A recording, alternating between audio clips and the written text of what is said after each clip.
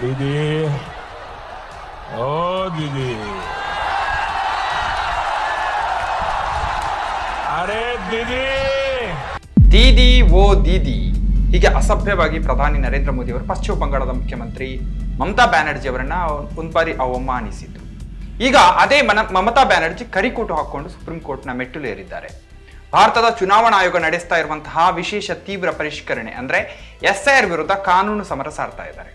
ತಮ್ಮ ರಾಜ್ಯದ ಮತದಾರರ ಪಟ್ಟಿಗಳಿಂದ ದೊಡ್ಡ ಸಂಖ್ಯೆಯಲ್ಲಿ ಮತದಾರರ ಹೆಸರುಗಳನ್ನ ಡಿಲೀಟ್ ಮಾಡ್ತಾ ಇರುವ ಚುನಾವಣಾ ಆಯೋಗದ ಕುತಂತ್ರವನ್ನ ಪ್ರಶ್ನಿಸಿ ಸುಪ್ರೀಂ ಕೋರ್ಟ್ನಲ್ಲಿ ವಾದಕ್ಕೆ ಇಳಿದಿದ್ದಾರೆ. ಬನ್ನಿ, ಮಮತಾ ಬ್ಯಾನರ್ಜಿ ಅವರು ಚುನಾವಣಾ ಆಯೋಗದ ವಿರುದ್ಧ ಚಂಡಿಕೆಯಾಗಿ ಸಮರಕ್ಕೆ ಇಳಿದಿರುವ ಮೊದಲ ಬಾರಿಗೆ ಮುಖ್ಯಮಂತ್ರಿಯೊಬ್ಬರು ಕರಿಕೋಟು ತೊಟ್ಟು ಸುಪ್ರೀಂ ಕೋರ್ಟ್ನಲ್ಲಿ ವಾದಿಸಿದ ಪ್ರಕರಣದ ಕೆಲವು ಒಳನೋಟಗಳನ್ನು ತಿಳಿಯೋಣ. ನಾನು ಚರಣಿ ವರ್ನಡ್. ನೀವಿನ್ನು ಪೀಪಲ್ ಟಿವಿಯ ಯೂಟ್ಯೂಬ್ ಚಾನೆಲ್ಗೆ ಸಬ್ಸ್ಕ್ರೈಬ್ ಆಗದೇ ಇದ್ದಲ್ಲಿ ಈಗಲೇ ಸಬ್ಸ್ಕ್ರೈಬ್ ಆಗಿ, ಹಾಗೆ ಬೆಲ್ಲೈಕನ್ ಒತ್ತೋದಕ್ಕೆ ಮರಿಬೇಡಿ. ನಮ್ಮ ಫೇಸ್ಬುಕ್, ಟ್ವಿಟರ್, ಇನ್ಸ್ಟಾಗ್ರಾಮ್ ಪೇಜ್ಗಳನ್ನು ಫಾಲೋ ಮಾಡೋದಕ್ಕೆ ಮರಿಬೇಡಿ.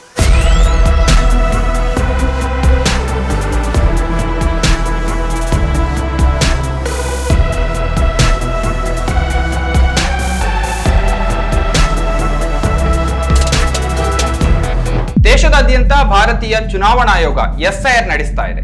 ಮತದಾರರ ಪಟ್ಟಿಯಲ್ಲಿ ತಿದ್ದುಪಡಿ ತರ್ತೇವೆ ಅಂತ ಬೇಕಾಬಿಟ್ಟಿಯಾಗಿ ಮತದಾರರ ಹೆಸರುಗಳನ್ನ ಡಿಲೀಟ್ ಮಾಡ್ತಾ ಇದೆ. ಈ ಬಗ್ಗೆ ನಾವು ಪೀಪಲ್ ಟಿವಿಯಲ್ಲಿ ರಾಜಕೀಯ ಚಿಂತಕ ಪರಕಾಲ ಪ್ರಭಾಕರ್ ಅವರ ಸಂದರ್ಶನವನ್ನ ನಡೆಸಿದ್ವಿ. ವೋಟ್ ಚೋರಿ, SIR is a political genocide ಅಂತ. ಹಾಗೆ SIR ಬಗ್ಗೆ 3 ವಿಡಿಯೋಗಳನ್ನ ಮಾಡಿದ್ವಿ. SIR ಬಿಜೆಪಿಯ ದ್ವೇಷದ ರಾಜಕಾರಣ, ಆಮೇಲೆ ಸೀರಿಯಲ್ ಕಿಲ್ಲರ್ SIR, ಆಮೇಲೆ SIR ಬೂತ್ ಲೆವೆಲ್ ಅಧಿಕಾರಿ ಸಾವು ಅಂತ. ಸೊ ಇದರ ಲಿಂಕ್ಗಳನ್ನ ಡಿಸ್ಕ್ರಿಪ್ಷನ್ ನಲ್ಲಿ ಕೊಡ್ತೇವೆ, ನೀವು ನೋಡಬಹುದು. ಈಗ ಈ SIR ವಿರುದ್ಧ ಮಮತಾ ಬ್ಯಾನರ್ಜಿ ಸ್ವತಃ ಸುಪ್ರೀಂ ಕೋರ್ಟ್ ನಲ್ಲಿ ವಾದಕ್ಕಿಳಿದಿದ್ದಾರೆ. ಮಾರ್ಚ್ 2027ರಲ್ಲಿ ವಿಧಾನಸಭಾ ಚುನಾವಣೆಗಳು ನಡೆಯಲಿರುವ ಹಿನ್ನೆಲೆಯಲ್ಲಿ ಪ್ರಜಾಪ್ರಭುತ್ವವನ್ನು ರಕ್ಷಿಸಲು ನೈತಿಕ ಮತ್ತೆ ಸಾಂವಿಧಾನಿಕ ಹೋರಾಟ ನಡೆಸ್ತೇವೆ ಅಂತ ರವೀಂದ್ರನಾಥ್ ಟ್ಯಾಗೋರ್ ಅವರನ್ನ ಉಲ್ಲೇಖಿಸ್ತಾ ತಮ್ಮ ಕಾನೂನು ಹೋರಾಟದ ಉದ್ದೇಶದ ಬಗ್ಗೆ ಮಮತಾ ಬ್ಯಾನರ್ಜಿ ತಿಳಿಸಿದ್ದಾರೆ. ಸೊ ಭಾರತದ ಮುಖ್ಯ ನ್ಯಾಯಮೂರ್ತಿ ಸೂರ್ಯಕಾಂತ್, ಆಮೇಲೆ ನ್ಯಾಯಮೂರ್ತಿಗಳಾದ ಜೋಯ್ ಮಲ್ಯ ಬಾಗ್ಚಿ ಮತ್ತೆ ವಿಪುಲ್ ಎಂ ಪಂಚೋಲಿ ಅವರ ಪೀಠದ ಮುಂದೆ ಅರ್ಜಿದಾರರಾಗಿ ಖುದ್ದಾಗಿ ಕರಿಕೋಟು ತೊಟ್ಟು ಕೋರ್ಟ್ ನಲ್ಲಿ ಹಾಜರಾಗಿದ್ದಾರೆ. ಪ್ರಜಾಪ್ರಭುತ್ವವನ್ನು ಉಳಿಸಿ ಎಂದು ಪೀಠದ ಮುಂದೆ ಕೈ ಮುಗಿದು ಮನವಿ ಮಾಡಿಕೊಂಡಿದ್ದಾರೆ. ಅವರಿಗೆ CJI 15 ನಿಮಿಷಗಳ ಅವಕಾಶವನ್ನ ಕೊಟ್ಟಿದ್ದು. Sir, their SIR process is only for deletion, not for inclusion. Mismatch not only the title, sir. Mismatch, mismap, unplanned. Now suppose a daughter after marriage, she go to the in-laws house. Now why she's change her title? Why she's using the husband's name, husband's title? That is also mismatch. Yes, sir, they have done it, sir. Number 2, sir, there are some daughters who married and shifted the in-laws house. They are now also just unilaterally deleted. It is just because they shifted their houses. Sir, you will appreciate sometimes some people work some office, they go to they transferred other offices, they work somewhere. Sometimes the poor people, they purchase the flats, they shifted their addresses, but they are the genuine people are staying there. But because of the name of logical discrepancy, now they change the name. No, instead of logical discrepancy, when you gave order, sir, they violated, and they say it is the discrepancy mapping. Sir, can they even violate your order? Number 2, sir, we are grateful. Bengal people are so happy that this court gave order that Aadhaar card will be one of the proof documents, but they said no, only with Aadhaar card. Sir, in other state, sir, the domicile certificate is allowed. Sir, the family registered card is allowed. Sir, the government housing card is allowed. The health card is allowed. The bank books means whatever caste certificate is allowed. Only they targeted Bengal on the eve of election. Sir, 4 state opposition state are going for on the eve of election. But why after 24 years, what was the hurry to do it? What it takes 2 years, only within 3 months, even when the festival season is there, when the harvesting season is there, when people are not in a mood to be in the city, they were in the outside, but they are traveling, and that time they issued the notices and all this. sir, more than 100 people died, sir. Can you imagine? Sir, BLOs died and they have written the letter that CEO is responsible for my committing suicide. So many BLOs are murdered, they died. And also more than 150 people died and so many are hospitalized. Sir, because of the harassment of the people, It is there. because of Bengal is targeted, sir. Sir, you tell me why not Assam? Sir, why not Assam? The state government, we cried foul, saying that Why not Assam? in cooperation. They say Why not Northeastern? So ನಮ್ಮ ವಕೀಲರು ಆರಂಭದಿಂದಲೇ case ಹೋರಾಟ ಮಾಡ್ತಾ ಇದ್ದಾರೆ, ನಾವು ಶುರುವಿನಿಂದ ಹೋರಾಡ್ತಾ ಇದ್ದೇವೆ. ಆದ್ರೆ ಎಲ್ಲ ಮುಗಿದ ಮೇಲೆ ನಮಗೆ ನ್ಯಾಯ ಸಿಗದೇ ಇದ್ದಾಗ, ನ್ಯಾಯಾಲಯದ ಬಾಗಿಲಿನ ಹಿಂದೆ ಅಳ್ತಾ ಕೂತಿದ್ದಾಗ ರವೀಂದ್ರನಾಥ್ ಟ್ಯಾಗೋರ್ ಹೇಳಿದ ಹಾಗೆ ಆಗ ನಮಗೆ ಎಲ್ಲಿಯೂ ನ್ಯಾಯ ಸಿಗಲ್ಲ ಅನ್ನಿಸ್ತದೆ. ಅದಕ್ಕೆ ಈಗ ನಾವು ಇಲ್ಲಿಗೆ ಬಂದಿದ್ದೇವೆ ಅಂತ ತಮ್ಮದೇ ಸ್ಟೈಲ್ ನಲ್ಲಿ ಮಮತಾ ಬ್ಯಾನರ್ಜಿ ಕೋರ್ಟ್ ನಲ್ಲಿ ಹೇಳಿದ್ದಾರೆ. ನಾನು ಚುನಾವಣಾ ಆಯೋಗಕ್ಕೆ ಎಲ್ಲ ವಿವರಗಳನ್ನ ಕೊಟ್ಟು ಪತ್ರಗಳನ್ನ ಬರೆದಿದ್ದೇನೆ, ಆದ್ರೆ ಯಾವುದೇ ಉತ್ತರ ವಾಪಸ್ ಬಂದಿಲ್ಲ. ನಾನೊಬ್ಳು ಸಾಮಾನ್ಯ ಜೀತದಾಳು, ನಾನು ತುಂಬಾ ಸಾಮಾನ್ಯ ವ್ಯಕ್ತಿ, ನಾನೊಂದು ಸಾಮಾನ್ಯ ಕುಟುಂಬದಿಂದ ಬಂದವಳು, ನಾನು ನನ್ನ ಪಕ್ಷಕ್ಕಾಗಿ ಹೋರಾಡ್ತಾ ಇಲ್ಲ ಅಂತ ಅವರು ಹೇಳ್ತಾರೆ. ಮತದಾರರ ಪಟ್ಟಿ ಪರಿಷ್ಕರಣೆಯ ಸಮಯವನ್ನ ಪ್ರಶ್ನಿಸಿದ ಬ್ಯಾನರ್ಜಿ ಶೀಘ್ರದಲ್ಲೇ ಚುನಾವಣೆಗಳು ನಡೆಯಲಿರುವ ಮತ್ತು ಬಿಜೆಪಿ ಅಧಿಕಾರದಲ್ಲಿರುವ ಅಸ್ಸಾಂನಲ್ಲಿ SIR ಅನ್ನ ಯಾಕೆ ನಡೆಸ್ತಾ ಇಲ್ಲ ಅಂತ ಅವರು ಪ್ರಶ್ನಿಸಿದ್ದಾರೆ. ಸೊ ಚುನಾವಣೆ ಮುನ್ನಾ ದಿನದಂದು ಕೇವಲ ಬಂಗಾಳವನ್ನ ಟಾರ್ಗೆಟ್ ಮಾಡ್ತಾ ಇದ್ದಾರೆ. ಯಾಕೆ 24 ವರ್ಷಗಳ ನಂತರ ಯಾಕೆ ಮಾಡ್ತಾ ಇದ್ದಾರೆ? 2 ವರ್ಷಗಳ ಕೆಲಸವನ್ನ 2 ತಿಂಗಳಲ್ಲಿ ಮಾಡೋದಕ್ಕೆ ಯಾಕೆ ಇಷ್ಟು ಅರ್ಜೆಂಟ್? ಈಗ ಹಬ್ಬದ ಸೀಸನ್, ಕೊಯ್ಲಿನ ಸಮಯ, ಜನರು ಊರು ಬಿಟ್ಟು ಹೋಗಿದ್ದಾರೆ, ನೋಟಿಸ್ ಕೊಟ್ಟು ಜನರಿಗೆ ಹಿಂಸೆಯನ್ನು ಕೊಡ್ತಾ ಇದ್ದಾರೆ. ಇವರು 100ಕ್ಕೂ ಹೆಚ್ಚು ಜನ ಸತ್ತಿದ್ದಾರೆ. ಬೂತ್ ಲೆವೆಲ್ ಆಫೀಸರ್ಗಳು ಲೆಟರ್ ಬರೆದಿಟ್ಟು ಹರಾಸ್ಮೆಂಟ್ ನಿಂದ ಆತ್ಮಹತ್ಯೆ ಮಾಡ್ಕೊಂಡಿದ್ದಾರೆ. ಬಹಳಷ್ಟು ಜನ ಆಸ್ಪತ್ರೆಯಲ್ಲಿದ್ದಾರೆ.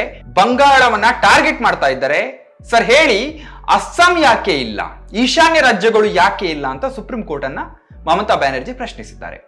ಸೊ ಮಮತಾ ಬ್ಯಾನರ್ಜಿ ದೆಹಲಿಯಲ್ಲಿ ಕಳೆದ ಕೆಲವು ದಿನಗಳಿಂದ ಇದ್ದಾರೆ. ಅವರು ಚುನಾವಣಾ ಆಯೋಗದ ಅಧಿಕಾರಿಗಳನ್ನ ಭೇಟಿಯಾಗಿದ್ರು.